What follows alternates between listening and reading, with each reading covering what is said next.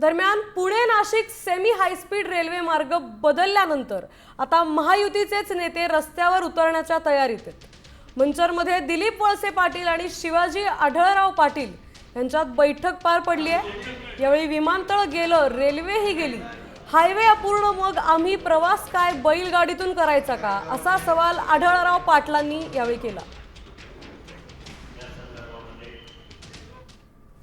मुख्यमंत्र्यांची तर वेळ घेतलेलीच आहे। पुढच्या आठवड्यामध्ये आधी बजेट आपलं कॅबिनेट मिटिंगच्या दिवशी आता अधिवेशनात नाही जाणार मी इथं, आणि नंतर पंतप्रधानांना पण भेटून सांगणार आहे की हा मार्ग चुकीचा आहे।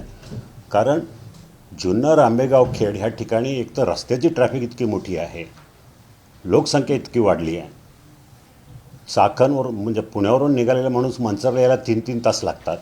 चाकण, खेड, मंचर, नारायणगाव या परिसरातून जाणारा हा प्रकल्प अचानक बदलला गेला आणि आता तो प्रकल्प अन्य मार्गाने जातो आहे। शेवटी सनदशीर मार्गाने प्रयत्न करणं, आधी राज्य सरकारबरोबर बोलणं, केंद्र सरकारबरोबर बोलणं, नाहीतर मग आंदोलन करणं हा काय सनदशीर मार्ग आहे, त्या मार्गाने जाऊ।